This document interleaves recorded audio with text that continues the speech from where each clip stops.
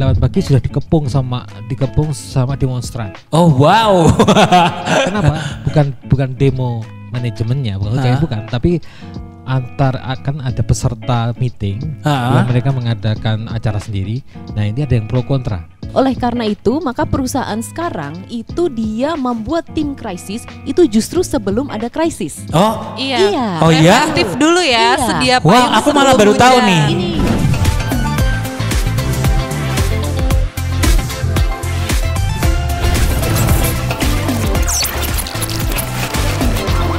Ini VR Talk.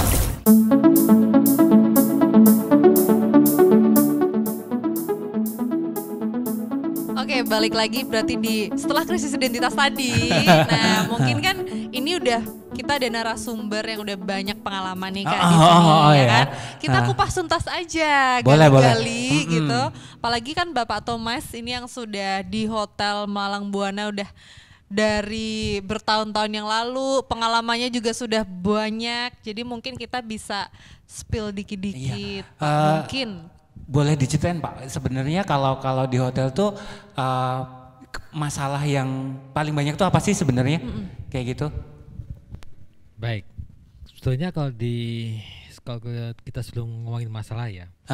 Di hotel kami kebiasaan setiap hari kita ada morning briefing. Oke, ya betul. Kita harus menyatukan komunikasi dulu. Nah, seperti itu. Jadi dari morning briefing itu head dari departemen head sama GM, terus kemudian nanti dari mana head GM itu ke layar paling bawahnya mereka, staff-staffnya ya. Itu juga nanti di departemen masing-masing pun akan dipecah nanti shift pagi, shift sore seperti itu. Oh oke. Dan itu message-nya harus sama. Oke. Kalau A ya A sampai sana. Oke. Kalau saya A kapital A besar ya sampai sana A besar. Oke. Itulah kenapa kadang-kadang saya langsung cross check ke anak-anak untuk hal-hal tertentu, hal-hal yang buat saya itu cukup sensitif. Saya akan cek apakah kamu tahu tentang ini. Oke. Kalau dia tahu, oh berarti tersampaikan message. Message-nya Tapi sampai kalau ya dia Pak ya. belum paham, berarti saya cek ke HOD-nya. Kenapa dia belum sampai? Seperti itu. Oke. Karena itu yang sering terjadi di hotel itu miskom. Oh miskom. Jadi itu secara internal ya Pak ya. Berarti secara internal memang harus ada dari layar itu message-nya harus sama semuanya sampai layar paling bawah kayak gitu ya Pak, secara internal gitu kan ya. Apalagi misalnya kalau dari Mbak Nindi aku ada promo A kayak gitu kan. Promo A udah disampaikan detail A, B, C, D, F, G, H, I, J, K, L, M, N. Ya infonya harus sama kayak gitu ya Pak. betul. Contoh kecil misalnya AC kurang dingin. Ya dari restoran, dari FO, dari housekeeping jawabannya harus sama. Oke. Tidak bisa mengada-ada. Oke. Gitu. Oh mungkin ini Pak, oh mungkin ini Bu. Ya nggak bisa. Jadi dilarang anak-anak doer, anak-anak yang level bawah itu dia mencari-cari alasan sendiri. Oke. Dan begitu kita akan sama, Pak. Berarti kan satu persepsi kan dulu. Betul, gitu. satu Satu persepsi bahwa ketika ada masalah A ya kita punya jawabannya adalah sama semuanya dari ininya kayak gitu. Wow gitu kan. Tapi kalau pernah ngalamin sesuatu hal yang mendadak gitu, bukan masalah mendadak ya, masalah yang tiba-tiba ada kayak gitu Pak, itu kayak gimana ya? Tiba-tiba ada itu berarti something like krisis ya. Iya, gitu. Karena krisis kan bisa kadang-kadang langsung ada insiden seperti Ibu dibilang. Incidentally gitu ada kayak gitu. Ada seperti itu. Ya, kalau seperti itu ya mau nggak mau seperti saya pernah alami itu. Pagi-pagi jam 8 pagi tahu-tahu hotel saya zaman dulu beberapa bukan yang ini bukan yang baik Pak. Waktu saya masih muda katanya. Saya masih muda. Masih muda kok Pak, tenang aja. Dulu lebih muda. Jadi gitu jam 8 pagi sudah dikepung sama demonstran. Oh wow. Kenapa? Bukan demo manajemennya bukan tapi akan ada peserta meeting yang mereka mengadakan acara sendiri. Nah ini ada yang pro kontra. Oke. Dari pihak kontra ini berusaha menggagalkan acara meeting di situ. Oke gitu. Gitu loh. Dengan begitu saya kumpulkan briefing saya tiadakan karena pagi-pagi sekali. Jadi langsung saya kumpulkan semua manajer ya di lobby. Langkah-langkahnya kita harus gini. Langsung saya pegang komando sendiri langsung seperti itu. Dan begitu tidak ada mereka kebingungan di operation itu saya minimalkan itu supaya jangan sampai terjadi kebingungan miskom, ternyata begini, ternyata begitu, seperti itu. Gitu. Berarti semua ini memang harus harus turun. Kayak gini ya. Kalau sudah kayak gini. Kalau Gitu. sudah krisis seperti itu harus satu komando. Harus satu komando ya Pak ya. Ya, jelas. Oh gitu. wow gitu kan. Memang gitu. Satu komando nih Kak, Susah kayak ya, gitu, jadi susah leader ya. ya. Nah kalau dari Mbak Ayu sendiri kalau memang ada masalah kayak gitu, handlingnya seperti apa sih kalau kalau dari Bapak sendiri kan itu kan lebih ke operasional ya. Kalau itu kan pasti akan merembet ke PR-an juga nih gitu kan ya. Itu kayak gimana Mbak kalau dari Mbak Ayu sendiri?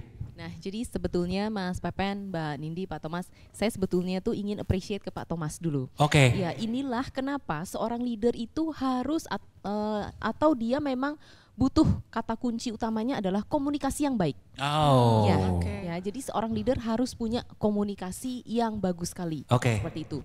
Kemudian yang kedua, tadi seperti contohnya yang dilakukan oleh Pak Thomas, itu sebetulnya itu sudah benar. Jadi dari atas sampai ke bawah itu semuanya harus sama. Oke. Nah, kemudian lagi itu adalah sebetulnya yang paling penting.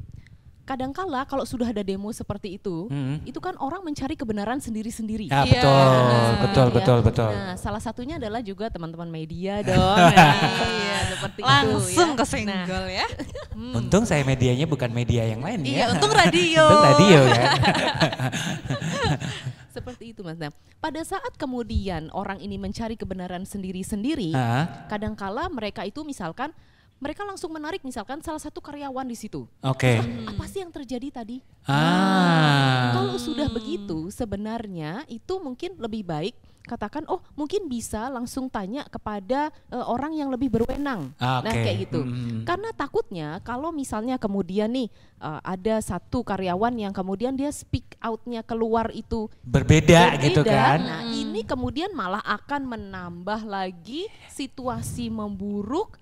Nah kemudian inilah yang kemudian justru memasukkan perusahaan ini lebih jurang lagi krisisnya. Oke, jadi benar ya, berarti seperti yang Pak Thomas tadi bilang adalah memang harus satu persepsi gini, kalaupun nanti ada sesuatu yang memang tidak dipahami, lebih dilempar ke pihak yang berwenang seperti itu ya gitu kan. Dan di sini bisa saya katakan juga adalah bahwa seorang PR itu misalkan dia mengalami sebuah krisis, itu responsnya harus cepat. Oke. Ya, jadi jangan lagi misalkan seorang PR itu kemudian dia mengatakan, coba nanti saya konfirmasi dulu ya. Nah, ini kemudian justru publik ini semakin kayak mempertanyakan geram, ya. Mempertanyakan, geram. Kenapa kok tidak langsung dikumpulkan data-data itu, misalnya seperti itu. Ya. Kemudian yang kedua adalah responsnya harus jujur. Oke. Jadi data yang dikatakan, yang dikeluarkan itu harus jujur. Jangan misalkan ada yang tanya terus, nggak apa-apa kok, ini hanya miskomunikasi saja. Ini publik, apalagi publik sekarang ya, konsumen sekarang ini tidak suka dengan kata-kata seperti itu. Nah ini malah semakin geram. Oke. Jadi lebih memberikan fakta yang memang ada di lapangan. Iya. Dan itu masih dalam koridor yang tepat untuk sebuah brand tersebut kan gitu kan. Takutnya kalau ini harus katakan seperti ini, atau lebih enaknya lagi begitu ada krisis gitu kan dari PR langsung kontak mungkin Pak GM gitu kan istilahnya, atau GM yang berwenang, Pak ini harus bagaimana kayak gitu kan ya gitu. Betul. Oleh karena itu maka perusahaan sekarang itu dia membuat tim krisis itu justru sebelum ada krisis. Iya. Oh iya. Aktif dulu ya, sedia payung. Wah, aku malah baru tahu nih. Ini Oke. Mas Pepen. Jadi harus ada namanya adalah pre-crisis team. Pre-crisis team. Pre-crisis team ini juga bukan hanya sekedar dibentuk saja, tetapi dia juga secara berkala dia latihan. Kalau misalkan ada krisis nih, kemudian siapa yang mengumpulkan data, siapa yang kemudian menjadi juru bicara perusahaan, misalnya seperti itu. Nah, ini semua dilatih orang-orang ini, seperti itu sih Mas Pepen. Dan mereka tidak harus kok melulu misalkan harus dari top manajemen, gitu. Tetapi diambil saja orang-orang yang sekiranya mampu, gitu. Kira-kira kalau misalkan nih nanti katakan untuk yang bagian analisis data adalah si A dan si B. Untuk juru bicara perusahaan misalnya adalah PR-nya. Kemudian katakan nanti lebih untuk bagaimana penulisannya melalui channel media yang tepat adalah mungkin memang harus dari GM-nya sendiri. Nah, misalnya kayak gitu. Seperti itu. Jadi keputusan-keputusan itu memang harus tak gitu ya. Harus Dan taktis banget dan diarahkan dengan orang yang tepat dengan gitu orang ya. yang tepat ya. Ya, Wow, gitu. Mas Pepen. Mbak Ayu, kalau kita lihat skala ya, skala sebuah masalah gitu kan ya, untuk sebuah PR mengeluarkan press release dan sebagainya, itu skalanya seberapa sih sebenarnya kayak gitu? Atau dalam masalah tersebut sih kayak gitu. Kalau misalnya masalahnya udah gede atau kecil atau kayak gimana, itu kayak gimana Mbak? Jadi Mas Pepen, sebetulnya press release itu dikeluarkan pada saat kemudian masyarakat ini sudah mulai heboh. Jadi jangan ditunggu. Yang ditunggu, oh nanti aja deh nggak apa-apa. Toh yang heboh ini kan baru setengah dari masyarakat kita, belum seluruh Indonesia. Misalkan seperti itu. Ini tidak bisa Mas. Jadi kalau ada krisis itu hitungannya sudah bukan lagi jam tapi ibaratnya itu detik. Oh detik. Iya.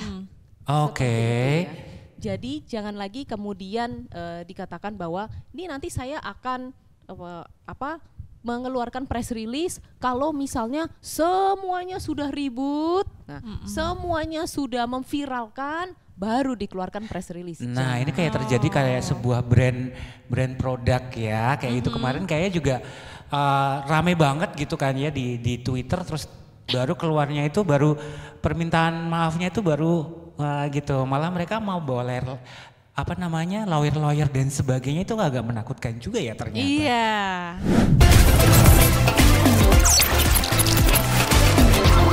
VR Talk.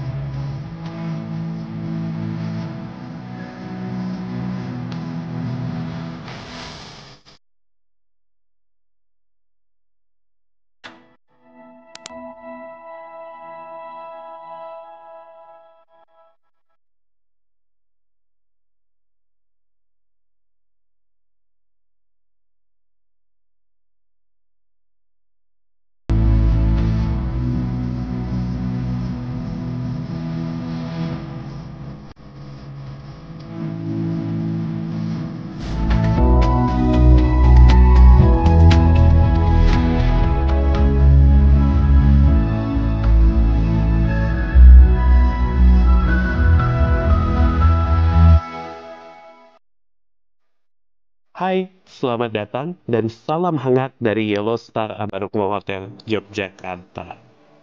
Hotel berbintang 3 bergaya modern dan milenial ini hanya berjarak kurang dari 10 menit dari pusat kota Yogyakarta. Yellow Star Ambarukmo Hotel Yogyakarta memiliki 2 tipe kamar, yaitu Simple Star Room dan Star Suite Room.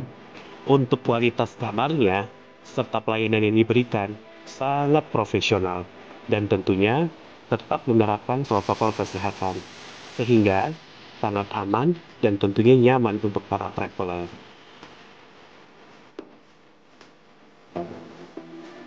Yellow Star Ambarukmo Hotel Yogyakarta memiliki restoran yang terletak di lantai 2, yaitu Lawang Resto.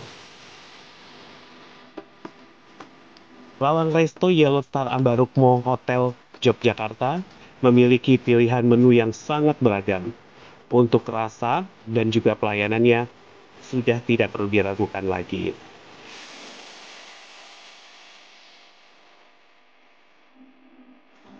Tempatnya sangat nyaman, luas, dan instagramable banget.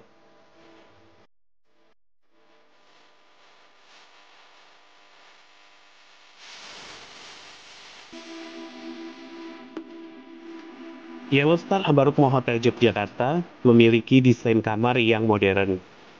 Tampilan interior kamarnya serta pencahayaan yang diberikan sangat hangat, sehingga akan membuat para traveler merasakan pengalaman menginap yang luar biasa nyaman. Yellow Star Ambarukmo Hotel Yogyakarta juga memiliki fasilitas ruang meeting, sangat siap untuk membantu kebutuhan meeting kalian. Yellow Star Ambarukmo Hotel Yogyakarta memiliki spot yang super keren, yaitu Sky Star Lounge. Lounge bergaya rooftop cafe ini terletak di lantai 9 dari bangunan hotel. Tempatnya super keren dengan pemandangan langsung kota Yogyakarta. Sajian menu pilihan yang beraneka ragam, Sky Star Lounge Yellow Star Ambarukmo Hotel akan selalu siap untuk menyambut para traveler. Tentunya saat berkunjung ke Yogyakarta.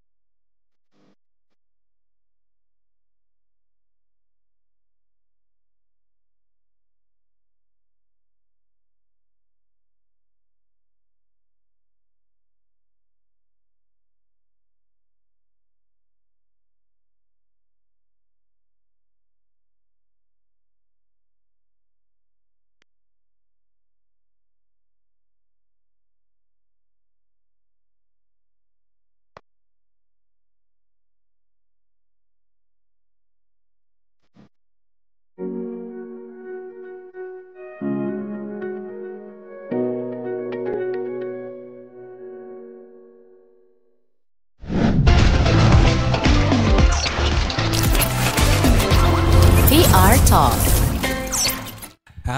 Mbak Nindi, biasanya kan kalau di hotel itu kan banyak tamu kan. Iya. Ya. Terus biasanya mereka ada yang ya kalau baik-baik gitu kan ya. Kalau ada yang komplain banget gitu kan ya. Betul, betul. Nah sebenarnya kalau sebenarnya tamu itu how to handle-nya kayak gimana sih? Pernah ngalamin sesuatu dengan tamu nggak Pak Thomas gitu kan? Misalnya bad review or something kayak gitu. Sorry, tamu yang komplain ya. Biasanya kalau direct ngadepin langsung tamu marah-marah, pernah juga. Pernah ya Pak ya? Pernah juga. Seperti apa Pak? Ngomong-ngomongnya wah kayak gitu pernah nggak Pak? Pernah waktu itu tamu mabuk. Oh wow. Ini pengalaman waktu muda saya ya. Iya. bukan zaman sekarang bukan. Jadi, Oke Pak. tamu itu mabuk di bar saya. Kemudian di nyanyi nggak karuan seperti itu. Oke. Bersama manajer saya, dia marah. Oke. Malah nantang sama manajer Oh saya. wow. Apa yang saya lakukan? Ya saya tenangkan, berusaha untuk menenangkan dan saya bawa ke tempat yang aman. Betul. Yang agak sepi. Saya berusaha menenangkan beliau dan saya usahakan supaya tamu tidak terganggu. Tidak terganggu kenyamanannya. Itu yang penting. Oke. Usahakan tamu yang lain tidak terganggu kenyamanannya. Oke. Dengan lokalisir lah di tempat yang betul yang tersendiri, seperti itu. Isolasi. Isolat. Takut banget disolatin. Diisolasi maksudnya. Isolasi. Tamunya. Aduh, maaf ya, agak belibet gitu. Berarti memang harus diisolasi terlebih dahulu biar tidak menimbulkan kekacauan yang lebih parah lagi gitu kan ya Pak ya. Jangan sampai menimbulkan keresahan tamu. Keresahan gitu kan. Kayak lagu lama nih, resah dan gelisah gitu kan.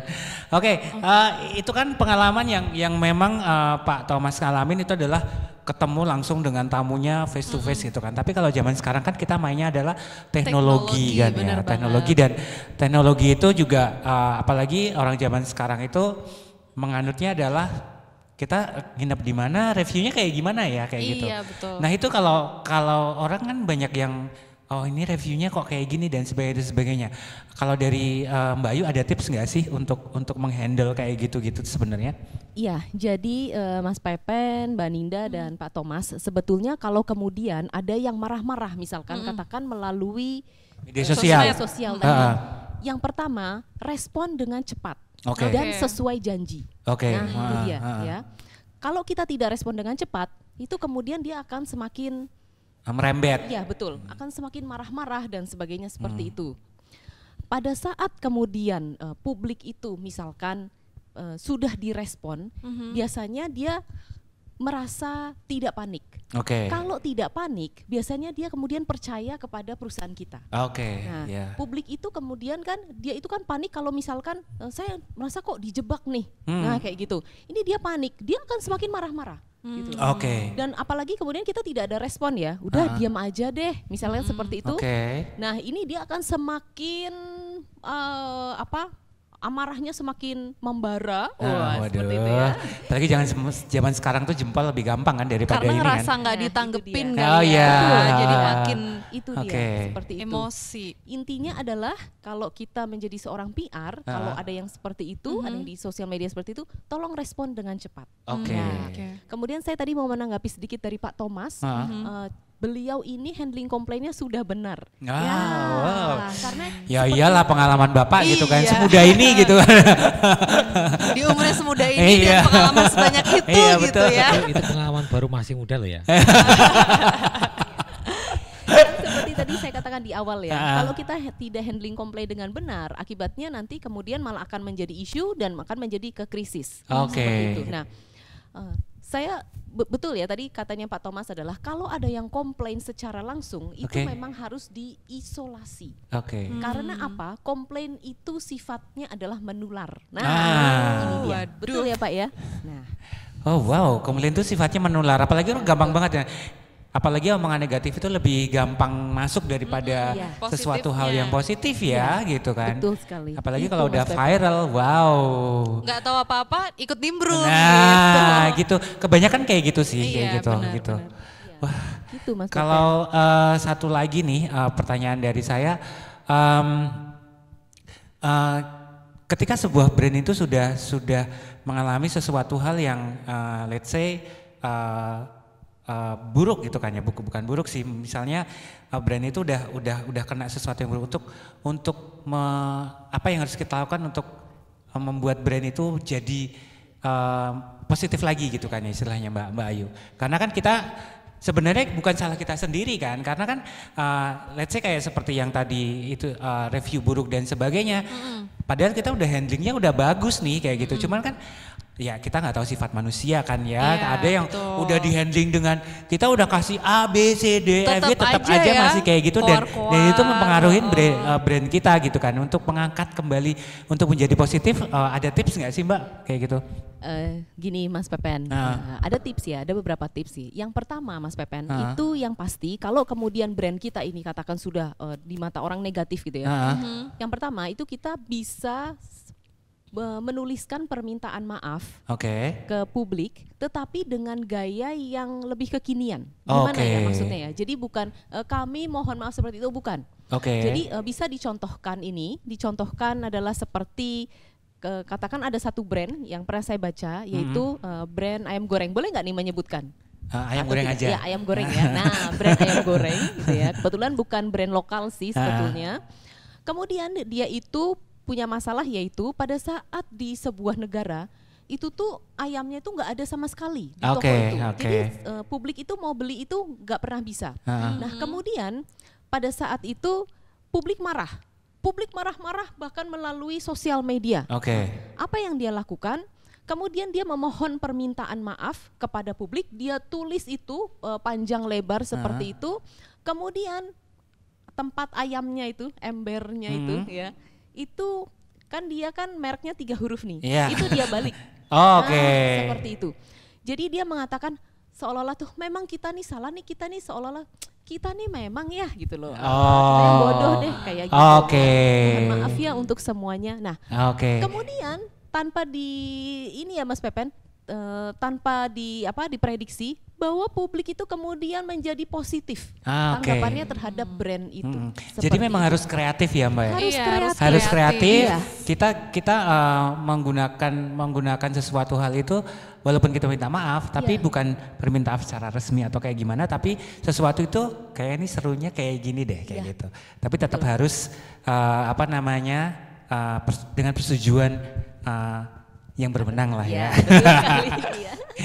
Oke Mbak, kalau dari obrolan kita semua ini kan how to handle crisis management nih gitu kan. Ada sebuah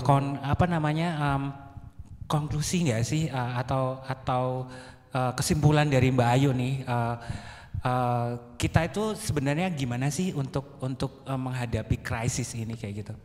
Jadi gini Mas Pepen, Pak Thomas dan Mbak Dinda, sebetulnya bagaimana penanganan krisis itu berbeda-beda. Jadi misalkan, ini krisis dikarenakan hubungan kerja yang tidak baik antar karyawan. Itu cara penanganannya itu berbeda dengan krisis akibat produk dan jasa yang tidak sempurna tadi, seperti itu ya. Jadi kita memang harus menganalisa dan sebagainya, seperti itu. Itu yang pertama. Kemudian yang kedua Mas Pepen, ini ada satu quote ya mungkin ya. Ada satu quote mengenai krisis nih ya.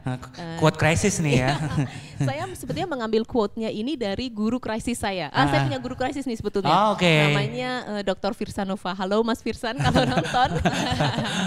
Dia memang benar-benar ahli krisis. Kliennya memang sudah gajah-gajah seperti itu ya. Jadi dia bilang katanya di dalam bukunya, dan kalau waktu pas ke Jogja juga dia ketemu bilang ke saya, justru kalau kamu tuh berani damai, kamu harus justru menyiapkan tim perangmu. Seperti itu. Ya.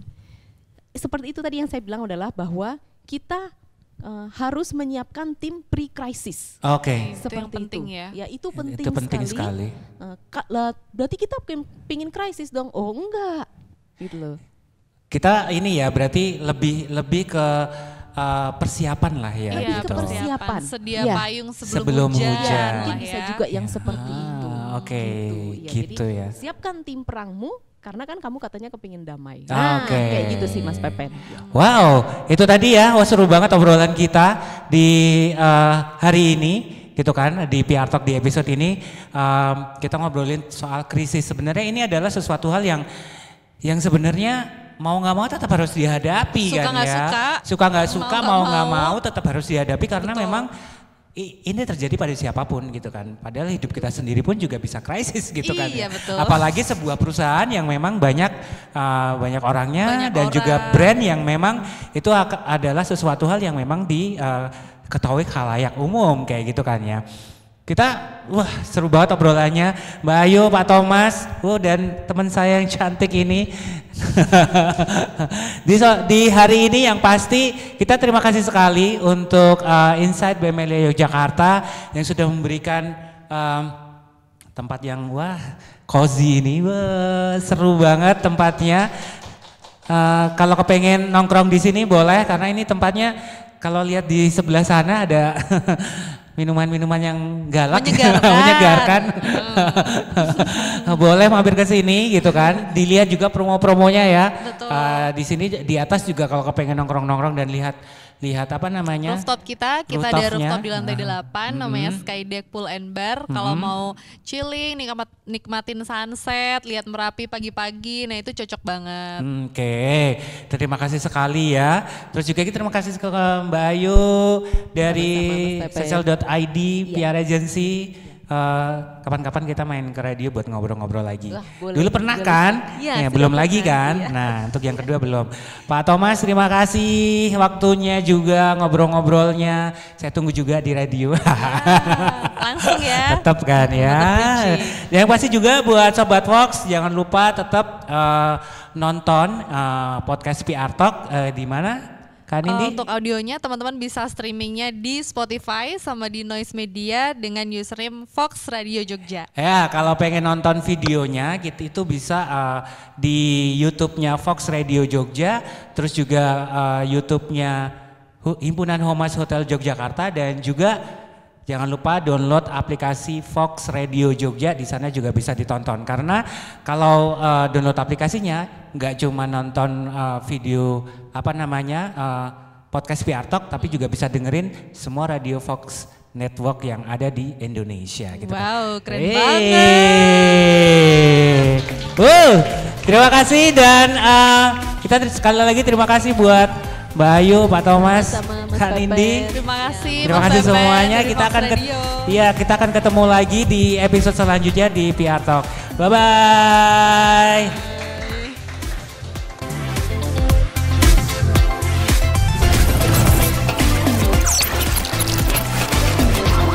PR Talk.